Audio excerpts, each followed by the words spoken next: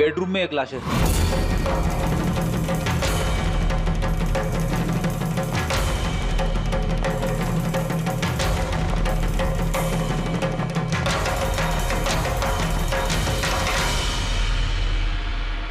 आवाज सुन के उठने की कोशिश की होगी, यहीं पे मार दिया।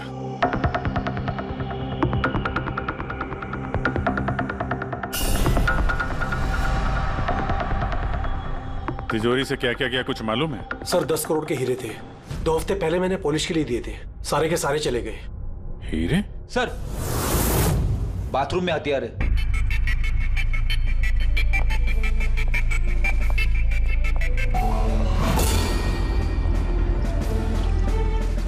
लगता है इसी हथियार से सबको मारा है।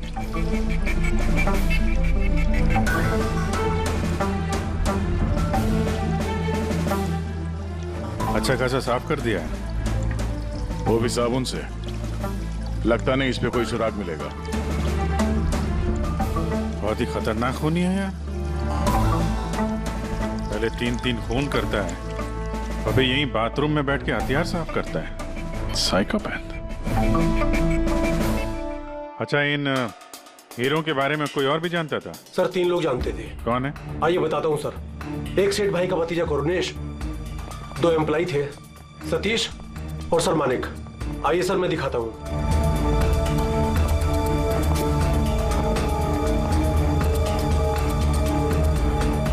सर ये सेठ भाई का भतीजा करुणेश। जी मैं करुणेश, ये मेरे चाचा चाची थे। और ये एम्प्लॉय मानिक और ये सतीश। हाँ सर, वो हीरे पॉलिश करने का काम मुझे और मानिक सर को दिया था। और सर मेरे 10 करोड़ के हीरे चले गए, मैं तो बर्बाद हो गया। कहां से लाऊंगा मैं सब? आप शायद भूल रहे हैं, 3 खून हुए हैं यहाँ पे। उनकी जिंदगी हीरों से कहीं ज्यादा कीमती है, समझे आप? बाहर चल के देखते हैं, शायद किसी ने कुछ और देखा हो।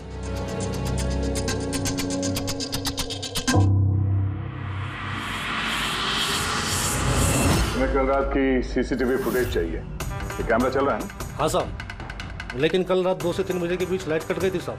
उस समय का तो कुछ मिल नहीं पाएगा साहब, लेकिन उसके पहले और बाद का सब है साहब। 2 से 3 बिजली नहीं थे, शायद खून भी उसी वक्त हुआ। लेकिन कल रात 2 से 3 बजे के बीच लाइट कट गई थी साहब। उस समय का तो कुछ मिल नहीं पाएगा साहब, लेकिन उसके पहले और बाद का सब है साहब। 2 से 3 बिजली नहीं थे, शायद खून भी उसी वक्त हुआ। उस दौरान तुमने किसी अनजान आदमी को यहाँ आते जाते देखा था? साहब रात को 2:30 बजे सेठ साहब के बाजू वाले घर से 4 बच्चे लोग गाड़ी लेके निकल गए।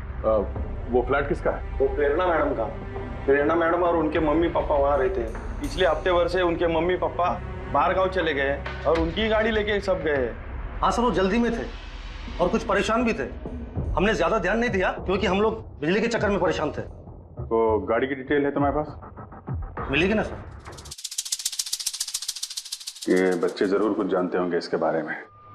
सब जगह अलर्ट कर देते, कहाँ जाएंगे भाग के। सर देखा सुना तो नहीं है, लेकिन कल रात एक अजीब बात हो गई थी। करीब 1 घंटे तक कल रात बिजली नहीं थी। हाँ सर। सर ये पॉश एरिया है, यहाँ कभी लाइट जाती नहीं है। बिजली अपने आप तो नहीं कटी होगी, कातिल ने जानबूझकर पावर सप्लाई काट दी होगी।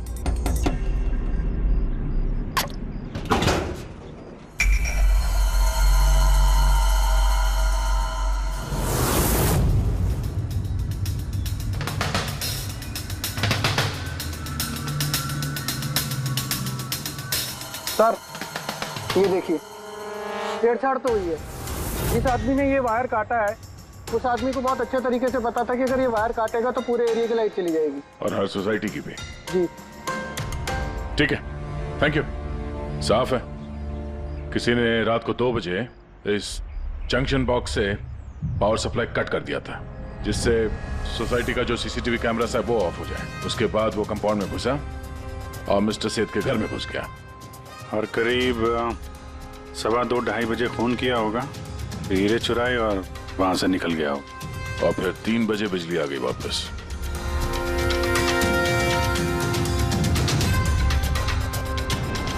सर आपकी थियोरी में थोड़ी गड़बड़ लग रही है। क्या गड़बड़ है?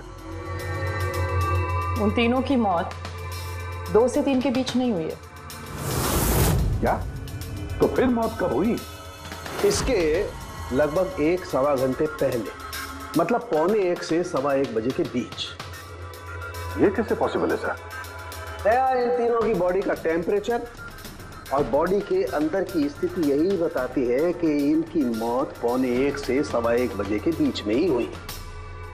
और तो और ये मिस्टर सेठ की घड़ी, हमले के बाद इन्होंने जरूर कातिल के वार को अपने हाथों से रोकने की कोशिश की होगी और किसी धक्के से इनकी घड़ी बंद पड़ गई होगी।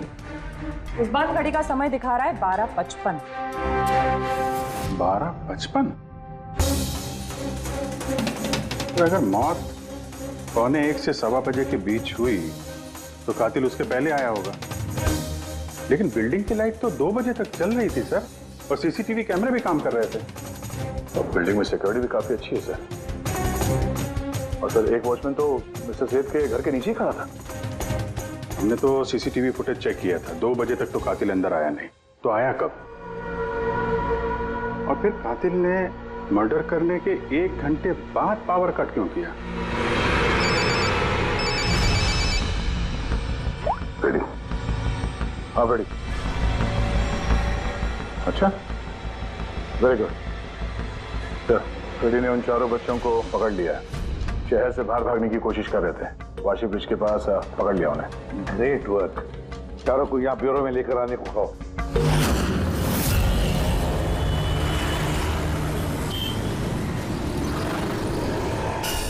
वो लोग हमारी वजह से मर गए। ये सब तुम लोगों ने उन हीरो के लिए किया ना? हीरे? कैसे हीरो की बात कर रहे हैं सर आप? हीरो के बारे में पता नहीं तुम्हें? अगर नहीं तो फिर मारा क्यों उन लोगों को? हाँ? सर हमने किसी को नहीं मारा, वो कबारा ने मारा है सर। और वो हमारी वजह से आया था क्योंकि हमने उसे बुलाया था sir.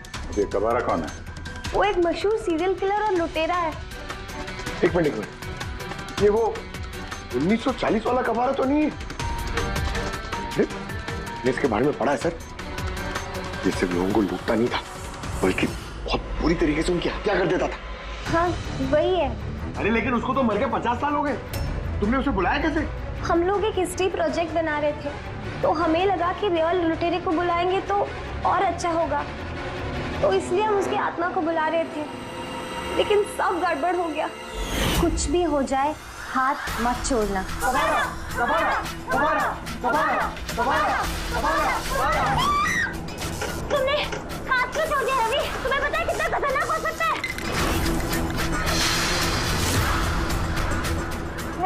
Let's just chant. कबारा, कबारा, कबारा, कबारा, कबारा, कबारा, कबारा। Sir, फिर कुछ धड़ से आवाज आई और हमने उधर देखा तो वहाँ कबारा की परछाई थी। आत्मा बुला रहे थे। चुप चुप, भूत को बुला रहे हैं। अब तुम लोग पढ़े लिखे हो ना, ऐसे सब बातों पर विश्वास करते हो? 50 साल पहले मरे हुए आदमी की आत्मा आती है, खून कर जाती है और हीरे लेकर भाग जाती है। अरे ऐसे कभी होता है? सर उस साये को मैंने अपनी आंखों से देखा था। उसका मुंह, आंख, नाक कुछ भी नहीं था सर। कितने बजे देखा था उसे? सर 2:05 हुए थे। जब मैंने सेलफोन का टॉर्च ऑन किया था तो यही समय था सर। 2:05 यानी लाइट जाने के तुरंत बाद?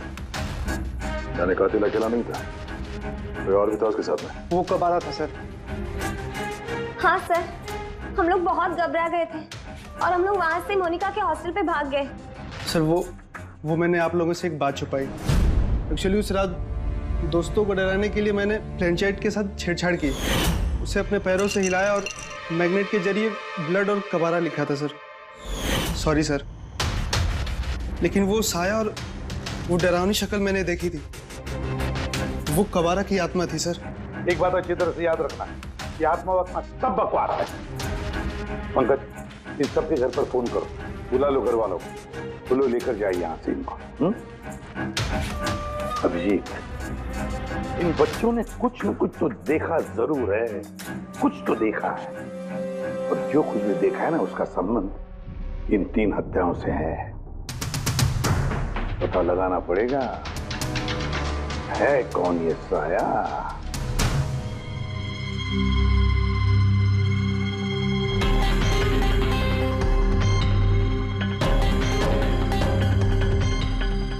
लगता है उन लोगों ने खूनी को देखा होगा।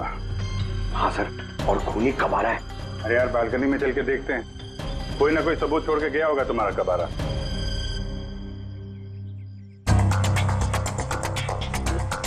तो इसके गिरने की आवाज सुनी थी लोगों ने?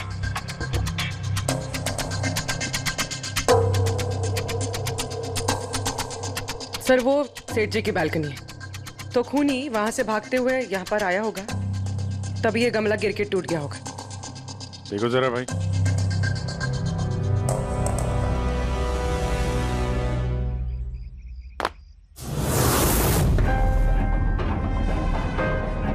सर निशान क्लियर तो नहीं है, लेकिन लगता है ये 7 नंबर का जूता है। पैर काफी छोटा है, मतलब ऊंचाई कुछ ज्यादा नहीं होगी इसकी। चाहे वो छोटा हो लेकिन ताकतवर तो है, जिस हिसाब से खून किया उसने। क्या लगता है पंकज, कुछ कहना है? ये जूते का निशान किसी आदमी का है या आत्माओं ने आजकल जूते पहनने शुरू कर दिए? नहीं सर, जो आप बोल रहे हैं वो सही है, लेकिन वो बिना आंख नाक मुंह वाली साया, सर वो क्या था? तो इसमें कौन सी बड़ी बात है? तुम अपने चेहरे पे ये लगा लो, ये लो। ना आंख है ना नाक है, एकदम साया और अंधेरा था। उनको भी लगा कि वो खूनी कोई आत्मा थी। एक तो वो लोग प्लेनचेट खेल रहे थे, ऊपर से लाइट चली गई। एक साया दिखा तो दिमाग तो उल्टा सीधा ही सोचेगा ना। जरा सोचो, एक आत्मा को 10 करोड़ के हीरे की क्या जरूरत है? क्या करना है उसको? ये काम किसी आत्मा का नहीं, किसी इंसान का है। रात के 12:55 को मिस्टर सेठ, मिसेस सेठ और उनका नौकर रामू, इन तीनों के खून हो गए। फिर रात के 2 बजे जंक्शन के मीटर बॉक्स से किसी ने छेड़छाड़ की और फिर रात के 2:05 पर खूनी को प्रेरणा के बालकनी से भागते हुए देखा अदनान। सवाल ये उठता है कि सर खूनी घर के अंदर कब गया? सर हमारे पास रात के 2 बजे तक का सीसीटीवी फुटेज है सर। दोपहर के बाद घर के पास कोई आया ही नहीं, खिड़की दरवाजे सब बंद थे, कोई एंट्री हो ही नहीं सकती। ये तो ऐसा ही हुआ जैसे 12:55 को खूनी जादू से घर के अंदर प्रकट हुआ और सबको मार दिया। क्या कहा तुमने फ्रेडी? क्या कहा? कुछ नहीं सर। फ्रेडी बिल्कुल सही कहा तुमने, खूनी ने ऐसे ही किया होगा, बिल्कुल ऐसे ही किया होगा। मतलब काबरा का भूत? चुप, काबरा का भूत। मेरे कहने का मतलब है कि खूनी कत्ल की रात पहले से ही वहां मौजूद था, बाहर नहीं निकला था वो। यानी घर के अंदर था कोई आदमी? लेकिन सर घर के तो सारे लोग मारे गए। कोई और दया, कोई और था जो कत्ल की रात से पहले ही कमरे के अंदर बैठा था, बाहर नहीं निकला था। एक काम करते हैं, सीसीटीवी फुटेज चेक करते हैं, देखते हैं कत्ल के 2-4 दिन पहले कौन कौन मिस्टर मिसेस सेठ के घर आया था। और दया, अभिजीत, तुम सेठ के घर जाओ और देखो कहीं कोई छुपने की जगह है क्या।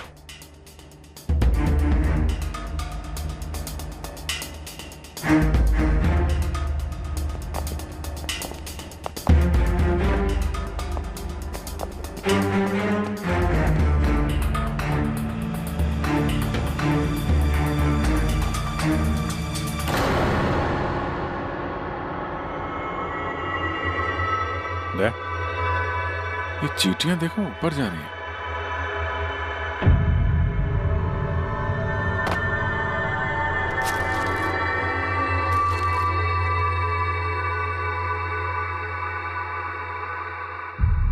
Dry fruits?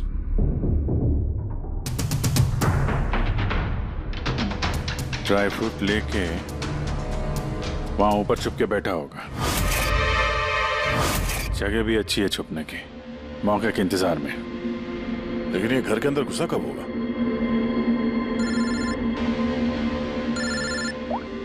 हाँ सर, फुटेज सोसाइटी के ऑफिस में देख लेते हैं सर। हाँ हाँ, फोन ऑन है, स्पीकर फोन पर है। पूर्वी सर, कुछ पता चला कि नहीं? सर हम कत्ल वाली रात से 2 दिन पहले की एंट्री देख रहे हैं और कुछ मिला है सर। क्या मिला? 2 दिन पहले सर चैंपियन सेल्स कंपनी का एक टेम्पो वहां आया था 10:15 बजे।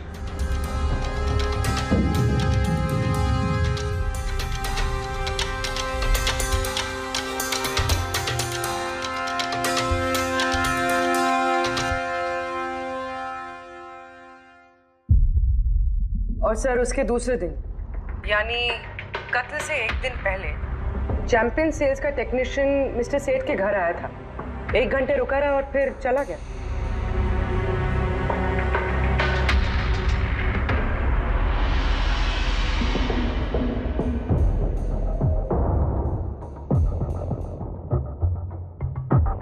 आप जरा बाहर जाइए।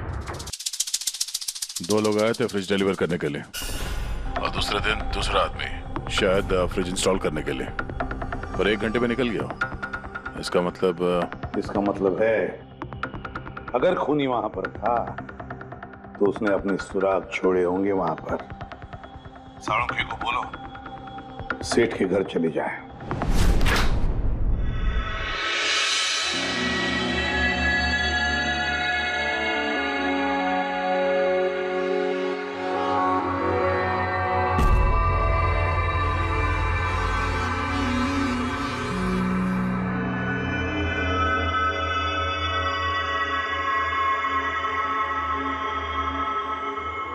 कुछ मिला डॉक्टर साहब?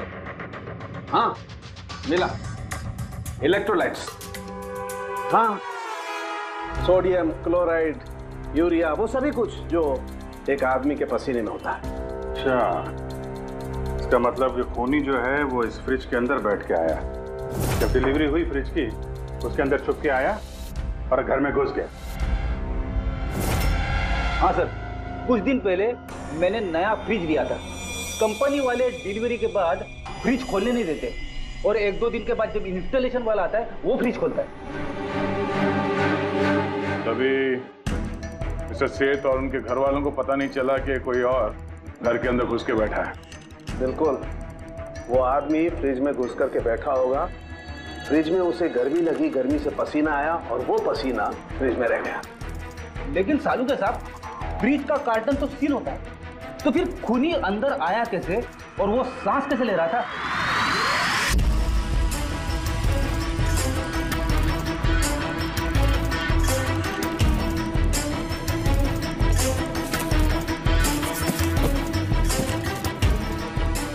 ये देखो, तो यहां से सांस ले रहा था वो।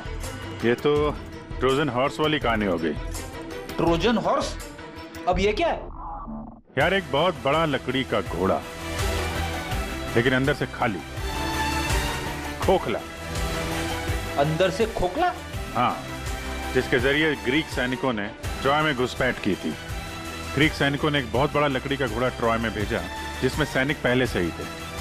ट्रॉय में पहुंच के एक सैनिक घोड़े से बाहर निकले और उन्होंने ट्रॉय पे हमला कर दिया। इस खूनी ने भी वही तरीका चुना है और कामयाब भी रहा।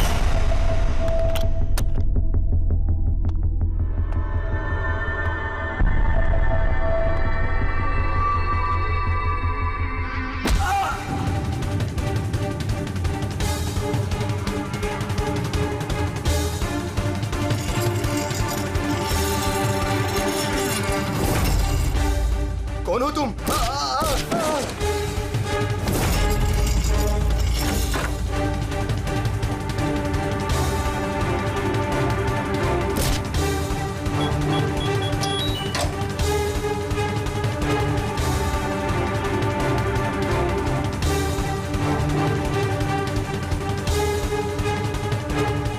और भागने से पहले उसने अपने हाथ धोए, हथियार साफ किया और ठीक 2 बजे उसका साथी जो नीचे इंतजार कर रहा था उसने पावर स्विच ऑफ कर दिया और अंधेरे का फायदा उठा के वो यहाँ से भाग निकला।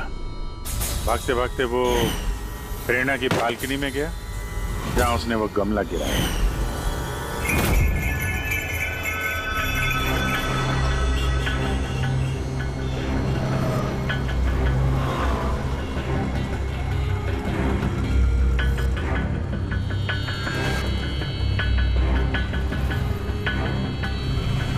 सर, ये चैंपियंस कंपनी के मैनेजर। सर, मैंने रिकॉर्ड अच्छे से चेक कर लिया। सेठ जी हमारे पुराने कस्टमर थे। आप मैनेजर हैं? जी तुम कैलाश और मानव? जी सर। तुमने फ्रिज की डिलीवरी दी थी सेठ साहब के घर पे, है ना? जी सर।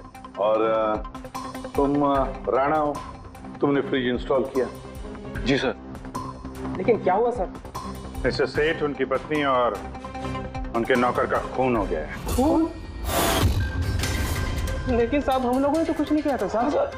हमें तो असाइनमेंट मिला था, हमने गोडाउन से फ्रिज उठाया और उनके घर में डिलीवर कर दिया। लेकिन सर ये तो हमारा रोज का काम है सर। हाँ सर, एक बात है, वो फ्रिज सर कुछ ज्यादा ही भारी था, तकरीबन 30-35 किलो ज्यादा था सर। हाँ सर, हम लोगों ने इस बारे में बात भी किया था सर। हम लोगों ने सोचा कोई नया मॉडल है।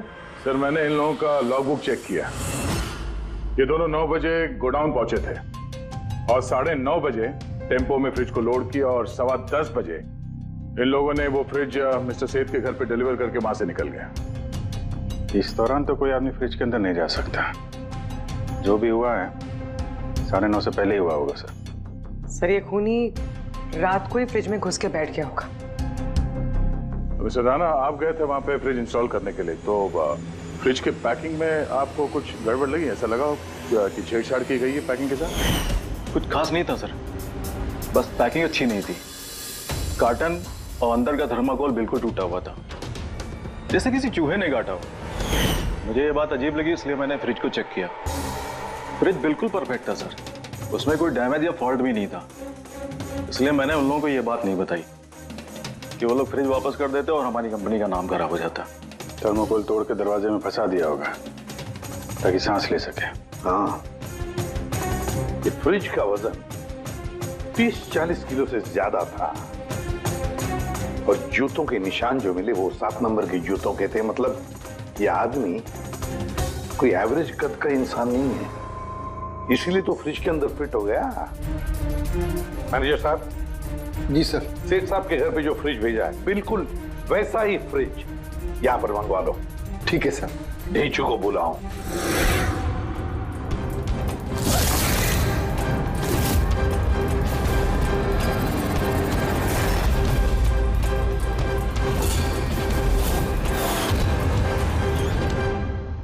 आपने बुलाया और हम चले आए।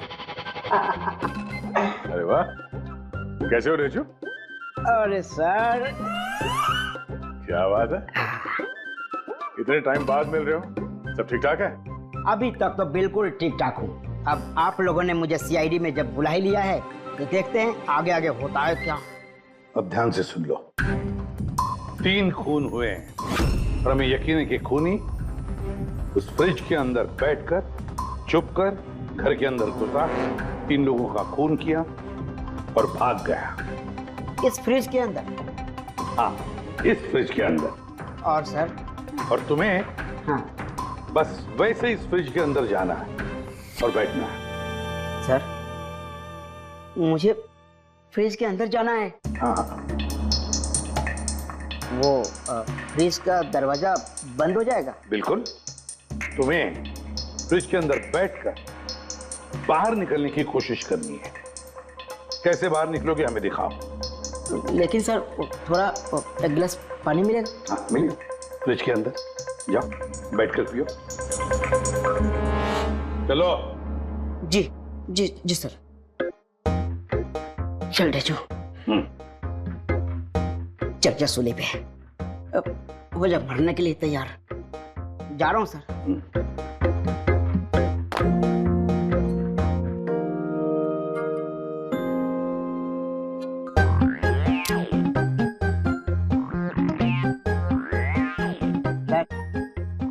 देखिए, अब देखिए ढेंचू का कमाल।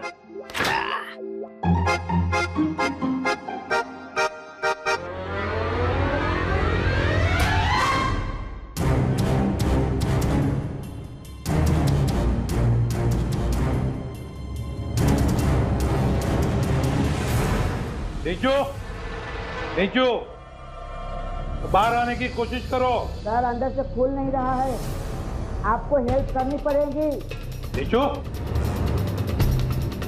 ढेंचू बाहर आने की कोशिश करो। चाकू है ना तुम्हारे पास? ढेंचू। हाँ सर। सर मुझे बाहर निकालो सर। निकालो निकालो इसे बाहर। फंस गया लगता है। दम घुट रहा है सर।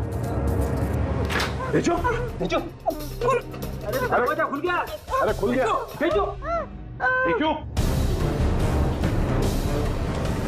देखो। हाँ सर मेरा चश्मा। हाँ मिलेगा, सब मिलेगा। रेडी, कॉफी पिलाओ इसे। जाओ। Thank you.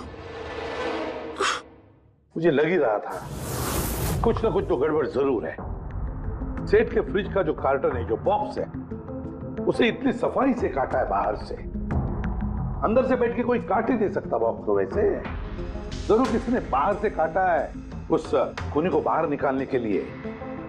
वो जो कोई भी है सर, वो फ्रिज की डिलीवरी के बाद और फ्रिज के इंस्टॉलेशन के पहले इसी बीच में आया होगा। देखो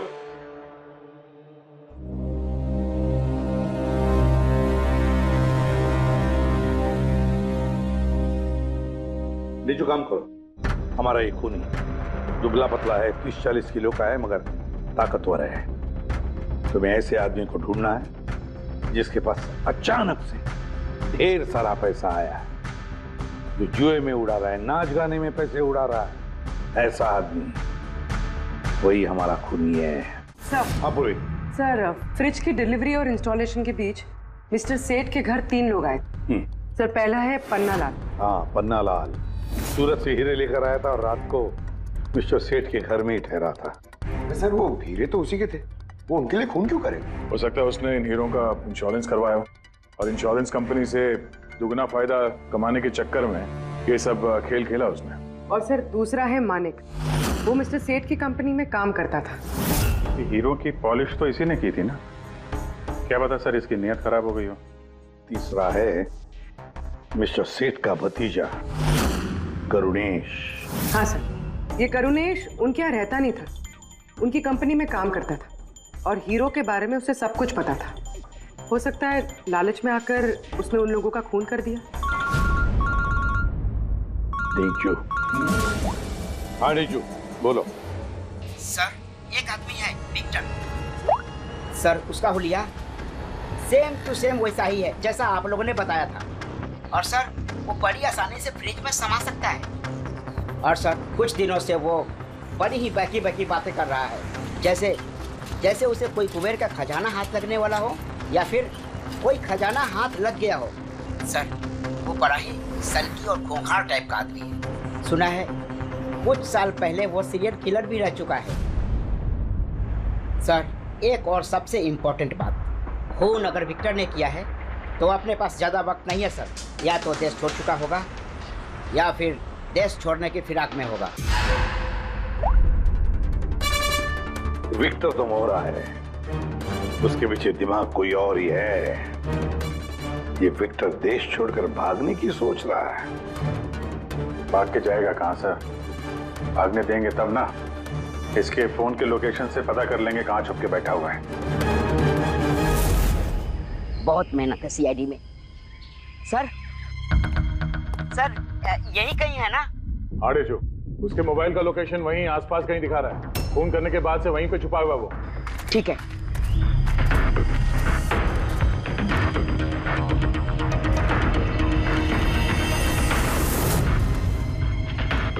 तुम सही जा रहे हो और आगे बढ़ो।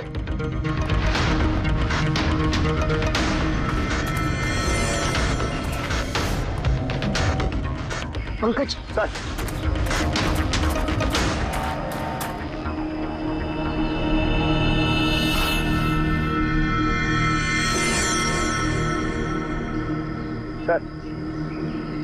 अभी से कोई नहीं पकड़ पाएगा सर। पंकज क्या बात कर रहे हो, क्या हुआ क्या है? सर मर गया वो। एक आखिरी कड़ी बची थी, वो भी हाथ से गई। कैसे मर गया?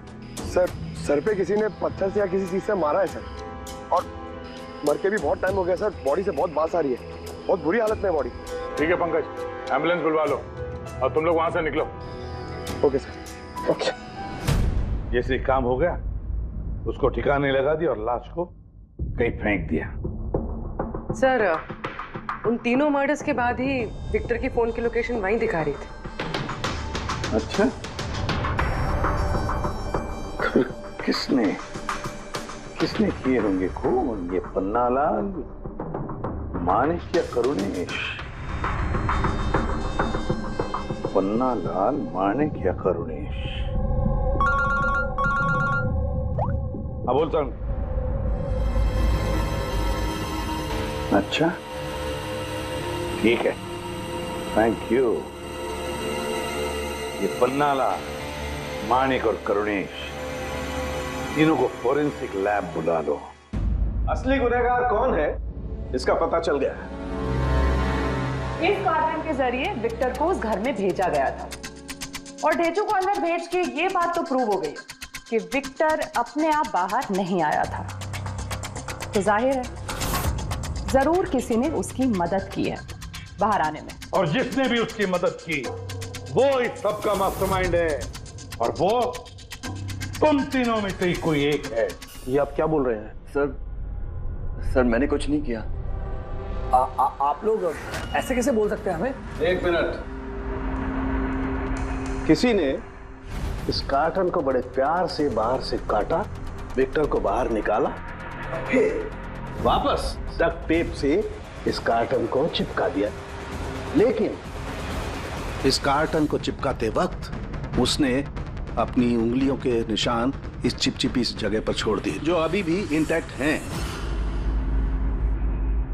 इस टेप के उस तरफ। लेकिन सर फिंगरप्रिंट्स मिलेंगे कैसे? कार्टन पे तो टेप लगा हुआ है, और अगर हम टेप निकालते हैं तो उसके साथ कार्टन का कागज भी निकल जाएगा। फिक्र मत करो पूर्वी, सारुण के साहब ने हमें यहाँ बुलाया है तो कोई ना कोई रास्ता तो होगा इनके पास। है ना, रास्ता है। तारिका, इस हेयर ड्रायर के जरिए इस हेयर ड्रायर को हम इस टेप के ऊपर इस्तेमाल करेंगे।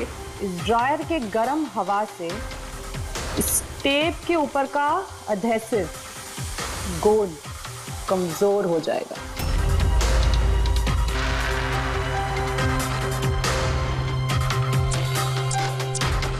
ये देखिए, फिंगरप्रिंट्स साफ साफ नजर आ रहे हैं। क्या बात है तारिका जी, कमाल कर दिया।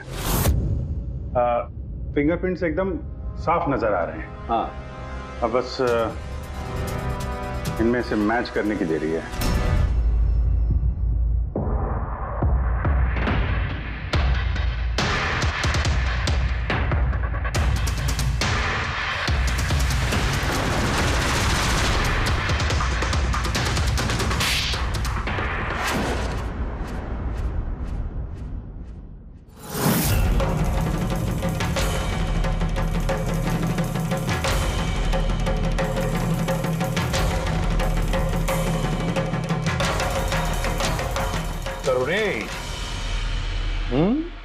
हाँ, मैं नहीं किया।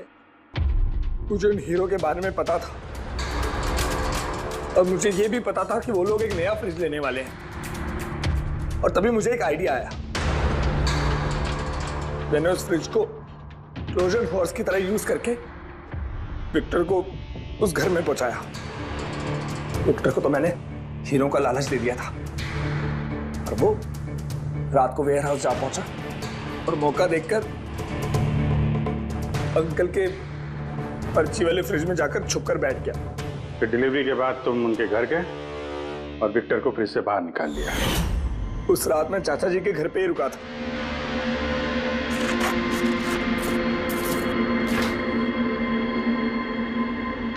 और फिर मैंने विक्टर को फ्रिज से बाहर निकाल के घर में ही छुपा दिया। करीब 1.5 दिन तक वो वहीं छुपा रहा। घर के लोग रात को सो गए तो वो बाहर निकला।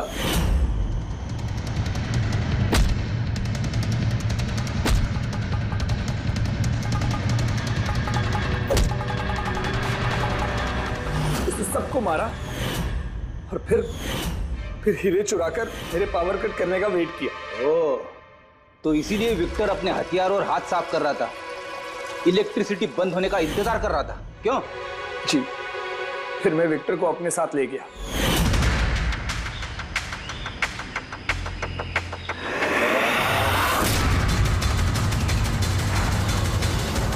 मारने के बाद उसे फेंक दिया ताकि मुझ तक कोई ना पहुंच सके। इतना सोचा, कितनी प्लानिंग की, लेकिन अकल तुक्की पड़ गई इसकी। ये नहीं सोचा चाहे कुछ भी हो सीआईडी वालों के हाथ तो तुम तक पहुंच ही जाएंगे। हर गुनहगार कोई ना कोई गलती करता ही है। जैसे तुमने अपनी उंगलियों के निशान छोड़ दिया ना इधर, बस हमारे लिए उतना ही काफी था। 4 खून किए तुमने हीरो की लालच में। अब भुगतो अपने कर्मों के फल।